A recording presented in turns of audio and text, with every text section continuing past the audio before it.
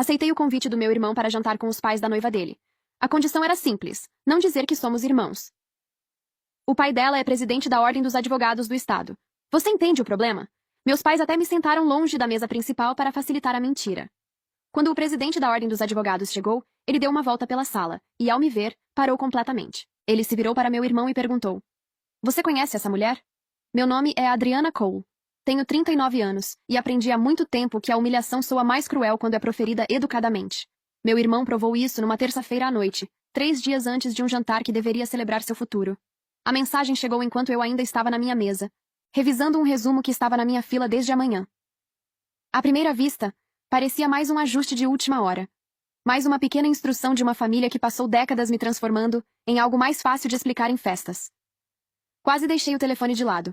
Então li o segundo parágrafo, e o ar na sala mudou. Ryan disse que eu era bem-vinda para participar do jantar com a família de Camila.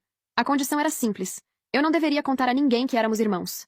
O pai de Camila era o atual presidente da Ordem dos Advogados do Estado, um dos nomes mais conhecidos na comunidade jurídica do Estado. E a imagem. Essa foi a palavra que ele usou. Imagem. Seria complicada. Ele disse que esperava que eu entendesse. Disse que sabia que era pedir muito. Disse que era só por uma noite. Poucos minutos depois de desligar o telefone, minha mãe ligou. Ela usou a voz que sempre usava quando queria que eu aceitasse algo desagradável sem causar transtorno a ninguém. Suave, cautelosa, com um tom levemente apologético, mas não no conteúdo. Ela disse que seria melhor se eu me sentasse em uma das mesas menores, longe do grupo principal, em algum lugar mais tranquilo perto do fundo. Ela disse que era só por uma noite. Ela disse que tinha certeza de que eu entendia. Confortável para quem? Pensei. Ela não disse, e nunca precisou dizer. Essa sempre foi a dinâmica da minha família. Ninguém levantava a voz. Ninguém precisava. A mensagem chegava revestida de preocupação e era entregue com um sorriso. E quando chegava ao destino, não restava nada contra o que argumentar, porque tecnicamente nada havia sido dito. Eu disse a ela que iria. Quero ser honesta sobre o motivo, porque não foi inocência, e não foi fraqueza. Eu disse a ela que iria porque já sabia algo que nenhum deles havia pensado em considerar. O homem que eles estavam tão desesperados para impressionar, o homem por quem precisavam que eu desaparecesse, saberia exatamente quem eu era no segundo em que olhasse para o meu rosto. Mas antes de contar o que aconteceu quando ele atravessou a sala, e todo o jantar ficou em silêncio, deixe-me contar outra coisa primeiro. Deixe-me contar que tipo de mulher elas estavam tentando esconder. Ryan Cole era 3 anos mais velho do que eu, e sempre ocupou mais espaço em nossa família do que a metragem quadrada de qualquer cômodo poderia explicar. Ele era charmoso de uma forma que parecia natural vista de fora, porque o esforço vinha de todos ao seu redor. Nossos pais o matricularam em escola particular, acampamento de debate, aulas preparatórias para o SAT, jantares de networking de ex-alunos, toda a infraestrutura invisível que faz a ambição parecer talento quando vista de uma distância confortável. Quando ele foi aceito em uma universidade de prestígio na Nova Inglaterra, meu pai repetia o nome da instituição em todas as reuniões familiares durante boa parte do ano. Quando Ryan conseguiu um cargo de destaque em uma empresa de Chicago, minha mãe mencionava o cargo dele com a reverência que a maioria das pessoas reserva para diagnósticos médicos ou números da loteria. Eu segui um caminho diferente. Comecei em uma faculdade comunitária em Phoenix, porque era o que eu podia pagar. Me transferi com uma bolsa parcial, trabalhei em 2 empregos de meio período durante meu 3º ano, pedi emprestado o que não conseguia ganhar e continuei avançando com a teimosia particular de alguém a quem foi dito, de tantas maneiras que nem dá para contar, que o caminho à frente não era realmente para ela. A faculdade de Direito foi igual. Sem rede de segurança, sem jantares de comemoração, sem pais ligando em meu nome.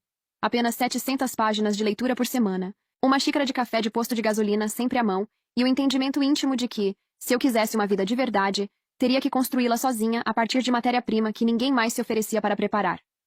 Depois de passar no exame da ordem, passei vários anos trabalhando como associada de contencioso em um escritório de médio porte que lidava com disputas comerciais complexas. Eu não era a voz mais alta na sala, mas era consistentemente a mais preparada, e com o tempo essa distinção começou a ter mais importância.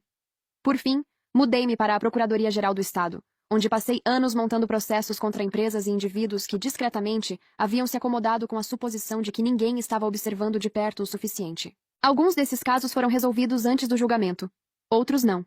Esse trabalho chamou a atenção da doutora Martha Caldwell. Martha Caldwell tinha 61 anos. Era uma ex-juíza de apelação que havia se afastado do tribunal para dirigir o Centro Regional de Ética Jurídica em uma proeminente faculdade de direito em Boston.